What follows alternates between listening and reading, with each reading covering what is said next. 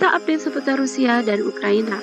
Sebuah video berdurasi 22 menit yang diambil oleh drone mengintai di atas kota Popasna, Ukraina, menggambarkan kehancuran yang menakjubkan yang ditimbulkan pada permukiman di seluruh wilayah timur Luhansk dan Donetsk.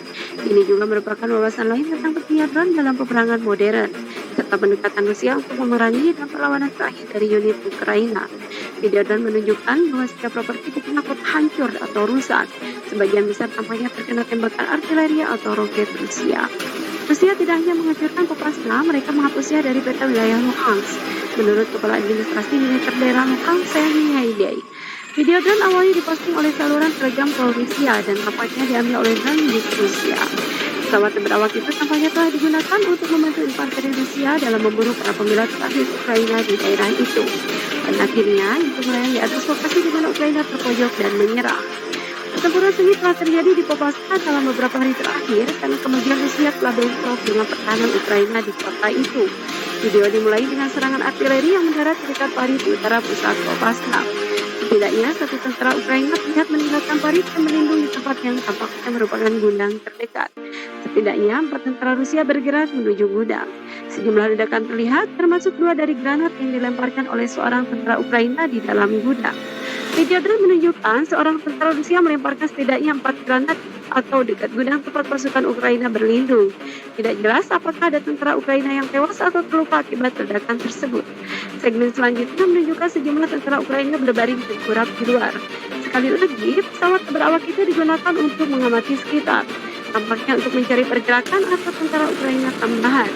Kemudian itu menunjukkan setidaknya 6 tentara Ukraina dikawal pergi, tangan di atas kepala mereka dan ketahanan Rusia.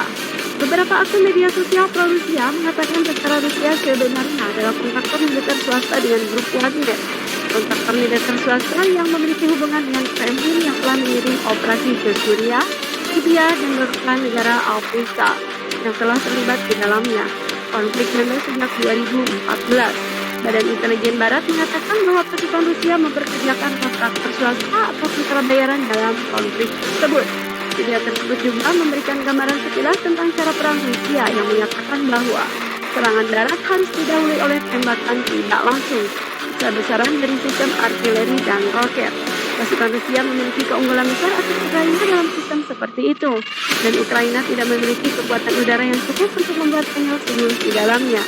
Selain itu, helikopter tempur Rusia telah ditempatkan di radiolokasi di daerah tersebut dalam beberapa hari terakhir, seperti yang dicatat oleh sebuah studi baru-baru ini oleh think tank pertahanan AS-RAN. Kelompok-kelompok pertempuran Rusia sangat banyak menggunakan artileri.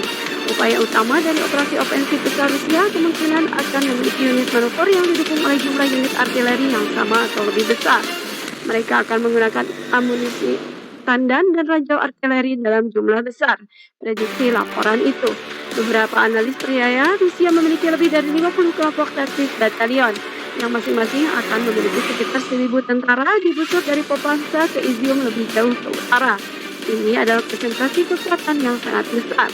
Meskipun berminggu-minggu penembakan dan serangan roket, pasukan Ukraina telah menolak untuk menyerahkan tanah kepada Rusia di beberapa kota di Luhansk dan Donetsk. Hanya ketika mereka tidak punya apa-apa lagi untuk dipertahankan, mereka melakukan retreat taktis untuk mencegah penangkapan. Itulah yang terjadi di kota Kremlina pada bulan April. Terima kasih untuk selalu menonton channel ini, dan jangan lupa selalu bersyukur dan bahagia.